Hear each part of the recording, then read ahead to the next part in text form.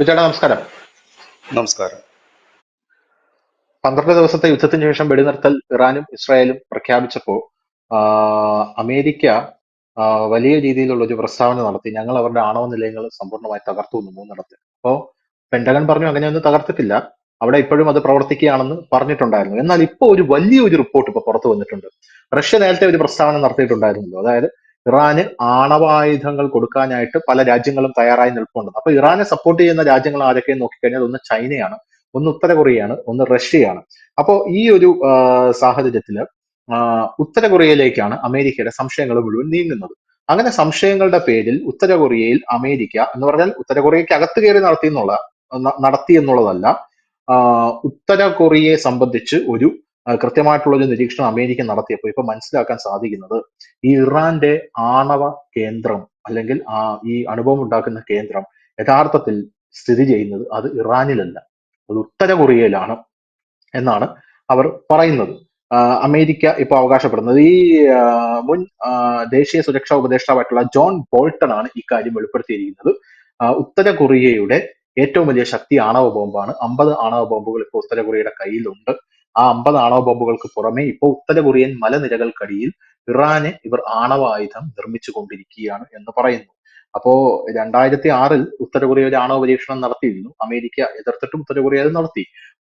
അപ്പൊ അന്ന് തന്നെ ഇവർ ഇറാന് വേണ്ടിയും ആണവായുധം ഉണ്ടാക്കാനുള്ള ശ്രമങ്ങൾ നടത്തിക്കൊണ്ടിരിക്കുകയാണ് എന്നൊരു വലിയ വെളിപ്പെടുത്തൽ വന്നിട്ടുണ്ട് അമേരിക്കയുടെ ഭാഗത്തു നിന്നും. ഇത് വെറും ഒരു വെളിപ്പെടുത്തൽ മാത്രമാണോ, അല്ലെങ്കിൽ ഇതിൽ എന്തെങ്കിലും സത്യമുണ്ടോ? കാരണം നമുക്കിത് ഇവിടെ ഇന്ന് പ്രൊഡിക്ട് ചെയ്യാൻ പറ്റില്ല ഉത്തര കൊറിയ അത് ചെയ്യുന്നുണ്ടെന്ന്. പക്ഷെ അമേരിക്കയാണ് ഇപ്പൊ പറയുന്നത് ഉത്തര കൊറിയ അങ്ങനെ ചെയ്യുന്നുണ്ടെന്ന്. അങ്ങനെയാണെങ്കിൽ ഇറാൻ ഒരു അവാർഡ് കൊടുക്കണം. കാരണം തങ്ങളുടെ ആണവ നിലയം ഇറാൻ അങ്ങോട്ടേക്ക് അവിടെയാണ് പ്രവർത്തിപ്പിക്കുന്നത് എന്നുണ്ടെങ്കിൽ, ഉത്തര കൊറിയയിലാണെന്നുണ്ടെങ്കിൽ. പോരാത്തതിന് ഇപ്പോ ഈ ആണവ നിലയങ്ങൾ 3 ബോംബിട്ട് തകർക്കുന്നതിന് മുമ്പ് തന്നെ ഈ 400 കിലോഗ്രാം സമ്പുഷ്ടീകരിച്ച യുറേനിയം അവർ കാണാനില്ല എന്ന് പറയുന്നു. 10 ആറ്റം ബോംബ് നിർമ്മിക്കാൻ പറ്റും ഈ യുറേനിയം കൊണ്ട്. അത് ഉത്തര കൊറിയയിലേക്ക് മാറ്റിയിട്ടുണ്ട് എന്നാണ് റിപ്പോർട്ടുകൾ സൂചിപ്പിക്കുന്നത്. സത്യമായിരിക്കും, എന്താ തോന്നുന്നത്?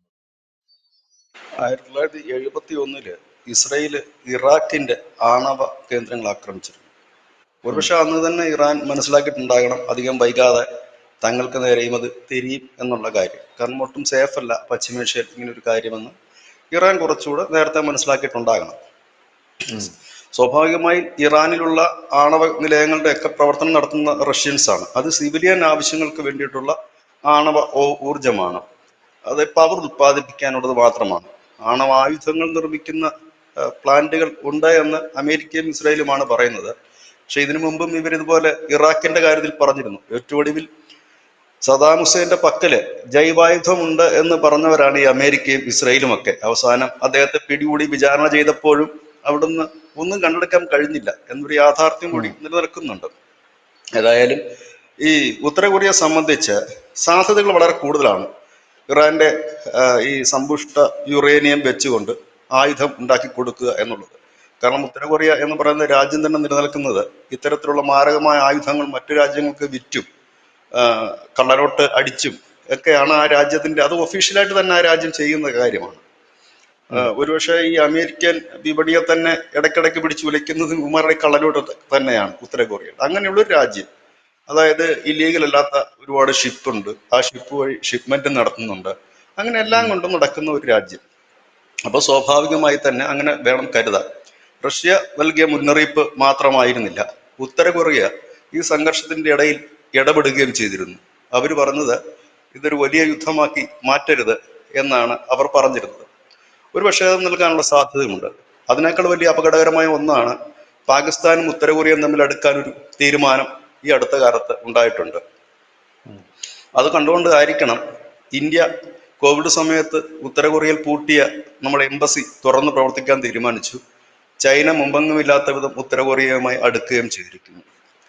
കാരണം പാകിസ്ഥാൻ അടുക്കുന്നത് എന്തുകൊണ്ടും നമുക്കത്ര ഗുണകരമായ കാര്യമല്ല. അങ്ങനെ നിൽക്കുന്ന ഒരു സാഹചര്യത്തിലാണ് ഇപ്പോൾ പുറത്തു വരുന്ന വാർത്ത ഈ ആണവ നിലയങ്ങൾ തകർക്കാൻ കഴിഞ്ഞില്ല എന്നുള്ളത്. ഒരുപക്ഷെ അങ്ങനെ ഒരു കാര്യം അവിടെ സംഭവിച്ചിരിക്കാം. ഈ ഇറാൻ പോലെയല്ല ഉത്തര കൊറിയ. അവിടെ പോയിട്ട് ഇത് അറ്റാക്ക് ചെയ്ത് നശിപ്പിക്കുക എന്ന് പറഞ്ഞാൽ അമേരിക്കയ്ക്ക് അല്പം പ്രയാസകരമായ കാര്യമാണ്. കാരണം ഇറാനെ പോലെ ഒരു വ്യവസ്ഥയോ ഇല്ലെങ്കിൽ നിയമാവലിയോ ഒന്നുമുള്ള ഒരു രാജ്യമല്ല. അവിടെ കിങ് ജോൺ ഉൻ എന്ന് പറയുന്ന ഒരു ഒറ്റ വ്യക്തി അധിഷ്ഠിതമായ കാര്യമാണ്. അദ്ദേഹം എന്ത് പ്രവർത്തിക്കുമെന്ന് പറയാനും കഴിയില്ല. അതിമാരക ശേഷിയുള്ള അനവധി ആയുധങ്ങളുടെ ഒരു കൂമ്പാരം തന്നെയുള്ള വ്യക്തിയാണ് കിങ് ജോൺ ഉൻ എന്ന് പറയുന്നത്. അദ്ദേഹം ഇടയ്ക്കിടയ്ക്കൊക്കെ വെറുതെ പരീക്ഷണം നടത്തുന്ന മിസൈലുകൾക്ക് പോലും 12,000 കിലോമീറ്റർ ഒക്കെയാണ് റേഞ്ച്. അപ്പൊ അത് എങ്ങോട്ട് പോകും എന്നൊന്നും പറയാൻ കഴിയാത്ത ഒരു സാഹചര്യം. ഈ ഒരു സാഹചര്യത്തിലാണ് ഇത് നിൽക്കുന്നത്. പിന്നീട് ഇപ്പോൾ ഇസ്രായേൽ വെളിപ്പെടുത്തിയിരിക്കുന്ന തങ്ങൾക്ക് ഖമീനിയെ കണ്ടെത്താൻ കഴിഞ്ഞില്ല, അദ്ദേഹം ബംഗറിലാണ് എന്ന് പറയുന്നു. അമേരിക്ക പറയുന്നത് തങ്ങൾക്ക് ഖമീനിയെ വധിക്കാൻ ഉദ്ദേശമൊന്നും ഉണ്ടായിരുന്നില്ല എന്ന് പറയുന്നു. ഇവിടെയാണ് നമ്മൾ കഴിഞ്ഞ ദിവസങ്ങളിലൊക്കെ ചോദിച്ചത്, ഈ യുദ്ധത്തിന്റെ ബാക്കി പത്രം എന്താ എന്ന് ചോദിച്ചത്. ഒരു കരാർ ഒപ്പിടാനായിരുന്നുവെങ്കിൽ ഈ കോലാഹലവും ഈ പൈസ മുടക്കിന്റെ ഒന്നും ഒരു ആവശ്യവുമില്ലായിരുന്നു. ഇപ്പോ അമേരിക്ക ഇറാന് ചില ഇളവുകൾ നൽകിയിരിക്കുന്നു, അവരുടെ ഉപരോധത്തിൽ ചില ഇളവുകൾ നൽകിയിരിക്കുന്നു. ചൈനയുമായിട്ടുള്ള ട്രേഡിംഗ് നടന്നു പോകും. ഇതൊക്കെ നൽകുമായിരുന്നെങ്കിൽ ഒരുപക്ഷെ 2015 കരാറെങ്കിലും അവർ ഒപ്പിടുമായിരുന്നല്ലോ. 2015 കരാറിൽ നിന്നും ട്രംപാണ് ഏകപക്ഷീയമായി പോയത്, അമേരിക്കയാണ് അതിൽ നിന്ന് പിന്മാറിയത്. അതിനായിരുന്നെങ്കിൽ ഈ ബഹളത്തിന്റെ ഒന്നും ഒരു കാര്യവുമില്ലായിരുന്നു. അപ്പോ ബഹളമുണ്ടാക്കി അവസാനം എന്താ പറയുന്നത്, ജയിച്ചു എന്ന് പറയുമ്പോഴും എന്ത് നേടി എന്നുള്ളതാണ് ഒരു യുദ്ധം. ഇപ്പോൾ ഇന്ത്യ പാകിസ്ഥാൻ തിരിച്ചടിയൊക്കെ നടന്നപ്പോൾ നമുക്കൊരു ലക്ഷ്യമുണ്ട്, അത് നമ്മൾ നേടി.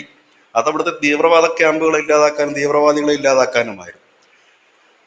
നമുക്കത് നേടി. ഇവിടെ എന്ത് നേടി എന്നൊരു ചോദ്യം ബാക്കി വെക്കുകയാണ്.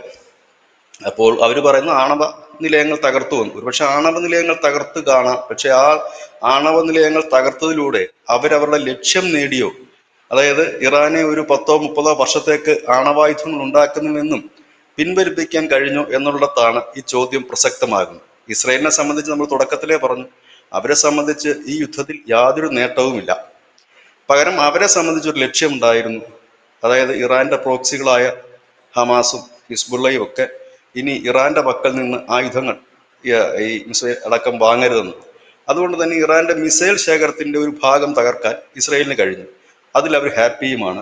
കാരണം ഈ അടുത്ത സമയത്തൊന്നും ഹിസ്ബുള്ള അത്തരം മിസൈലുകൾ ഉപയോഗിച്ചിട്ടുള്ള പരിപാടികളൊന്നും നടത്തില്ല എന്ന് അവർക്ക് പ്രതീക്ഷിക്കാം. അതിൻ്റെ കൂടെ പശ്ചാത്തലത്തിലായിരിക്കണം 2 ആഴ്ചക്കുള്ളിൽ ഇപ്പോൾ ഈ ഗസയുമായിട്ടുള്ള സംഘർഷം അവസാനിപ്പിക്കും എന്നിപ്പോൾ ഇസ്രായേലും അമേരിക്കയൊക്കെ പറയുന്നതിന്റെ പ്രധാനപ്പെട്ട കാരണം. കാരണം അവരുടെ ഈ എതിരാളികളായ ഹമാസും ഹിസ്ബുള്ളയുടെ പക്കലൊക്കെ ഇപ്പോൾ ആയുധങ്ങളില്ല എന്നുള്ളത് ഒരു യാഥാർത്ഥ്യമാണ്. അതിനൊരു പരിധി വരെ ഇസ്രായേലിന് കഴിഞ്ഞിട്ടുണ്ട്. ഇറാന്റെ അവരുടെ സൈനിക ശക്തിയും പ്രത്യേകിച്ച് അവരുടെ ലോഞ്ചറുകളും മറ്റുമൊക്കെ അടിച്ചു തകർക്കുന്ന സ്ഥിതിക്ക് നാളെ ഒരു അപകടമുണ്ടായാൽ, അതായത് ഹിസ്ബുള്ളയ്ക്കോ ഹമാസിനോ ഒരു അപകടമുണ്ടായാലും ഇറാന്റെ ഭാഗത്തുനിന്ന് പെട്ടെന്നൊരു അറ്റാക്ക് വരാനുള്ള സാധ്യതകൾ വളരെ കൂടുതലാണ്. പക്ഷെ ഇതിൽ അമേരിക്ക ലക്ഷ്യം കൈവരിച്ചു എന്നൊരു ചോദ്യം അവശേഷിക്കുകയാണ്. ഇല്ല എന്ന് തന്നെയാണ് ലോകത്തിന്റെ മുഴുവൻ പ്രതികരണം വരുന്നത്. സാധാരണഗതിയിൽ ഇത്രയും വലിയൊരു ആണവ നിലയം തകർത്താൽ ലോകം മുഴുവൻ കുറഞ്ഞ പക്ഷം അമേരിക്കയ്ക്കെതിരെ പ്രസ്താവനകളെങ്കിലും വരേണ്ടതാണ്. ഇത് ഒരു രാജ്യം പോലും അങ്ങനെ ഒരു പ്രസ്താവന ഇറക്കാൻ മുൻപോട്ട് വന്നിട്ടില്ല എന്നുള്ളതാണ് യാഥാർത്ഥ്യം. എന്ന് മാത്രമല്ല, ഇറാൻ കുറച്ചുകൂടി ശക്തിപ്പെട്ടു. മറ്റു രാജ്യങ്ങളൊക്കെ ഇറാനുമായി കുറച്ചുകൂടി കൂടുതൽ സഹകരിക്കാനായിട്ട്, എന്തിനേറെ ഇന്ത്യ വരെ പറഞ്ഞു കഴിഞ്ഞു, ഞങ്ങൾക്ക് അവിടെ ഒരുപാട് പണം മുടക്കിയിട്ടുണ്ട്, ഞങ്ങൾ അതിന്റെ വർക്കുകളൊക്കെ വേഗത്തിലാക്കാൻ പോവുകയാണ് എന്ന് പറഞ്ഞു കഴിഞ്ഞിരിക്കുന്നു.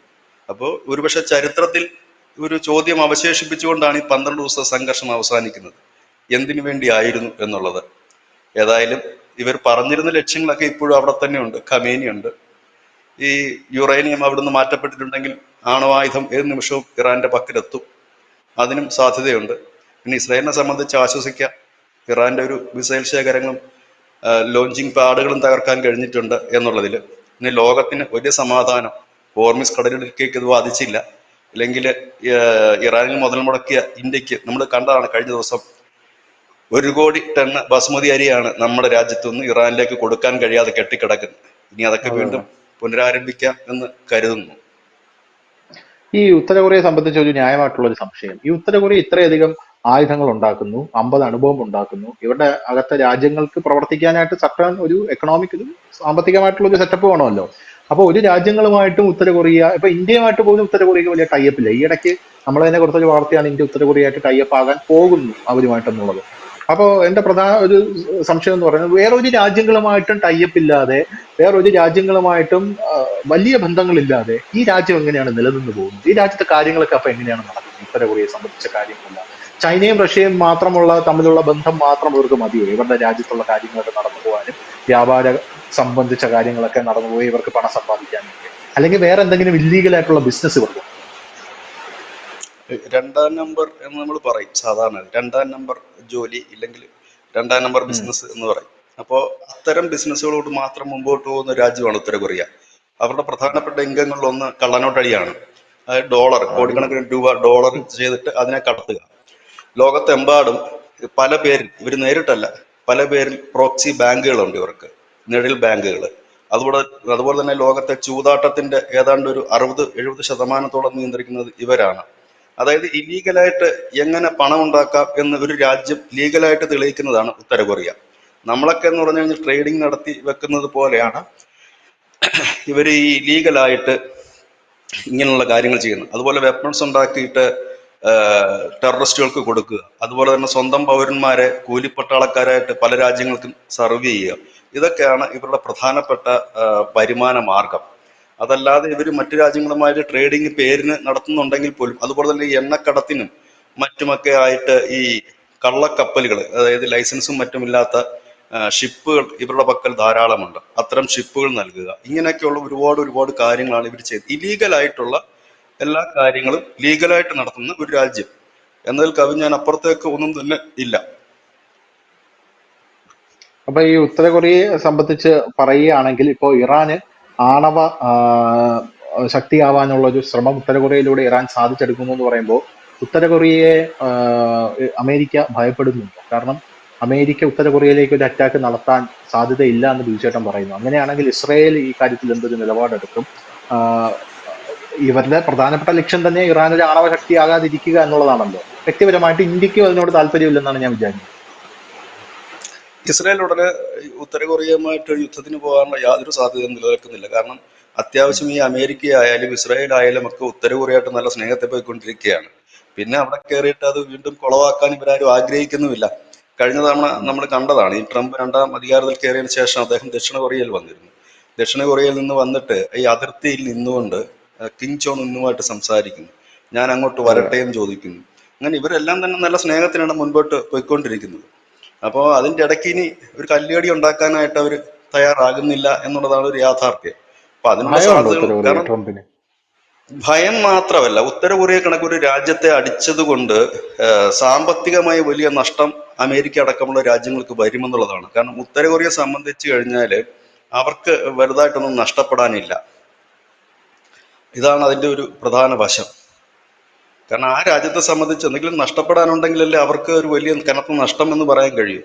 കാരണം ഇപ്പൊ ഈ ഉത്തര കൊറിയയുടെ യുദ്ധത്തിനിറങ്ങി പോകുന്ന രാജ്യങ്ങൾക്ക് ഉണ്ടാകുന്ന ഒരു വലിയ സാമ്പത്തികമായ ഒരു പ്രതിസന്ധി വലിയ രീതിയിൽ തന്നെ വരും. പ്രത്യേകിച്ച് ഉത്തര കൊറിയയുടെ മാരകമായ ആയുധങ്ങൾ ഇരിക്കുന്നിടത്തോളം കാലം അതിന് ദൂരവ്യാപക ഫലം വരും. ഇപ്പൊ യുദ്ധം എന്ന് പറഞ്ഞാൽ ആരെങ്കിലും കൊല്ലുകയും ജയിക്കുകയും മാത്രമല്ല.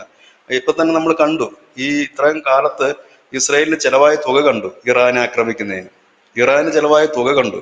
അതൊക്കെ ബില്യൺ കണക്കിന് തുകയാണ് വരുന്നത്. അപ്പോൾ ഉത്തര കൊറിയ കണക്ക് ഒരു രാജ്യത്തെ സ്വാഭാവികമായി ഉത്തര കൊറിയ ആക്രമിച്ച ഉത്തര കൊറിയ ദക്ഷിണ കൊറിയ ആക്രമിക്കും, യാതൊരു സംശയവുമില്ല. ജപ്പാനെ ആക്രമിക്കും, അതൊരു ലോകമഹായുദ്ധമായിട്ട് മാറും. അതൊന്നും യാതൊരു ഡൗട്ടും ഇല്ല. അതാ ഞാൻ പറഞ്ഞത്, മറ്റു രാജ്യങ്ങളെ പോലെയല്ല ഉത്തര കൊറിയ. അത് ഒരാൾ മെയിൻറ്റെയിൻ, ഒരു സ്വച്ഛാധിപതിയുടെ കീഴിൽ പോകുന്ന ഒരു രാജ്യമാണ്. അപ്പോൾ അതും എല്ലാം അവരുമായിട്ട് എല്ലാവരും ടൈപ്പായിട്ടാണ് മുൻപോട്ട് പോകുന്നത്.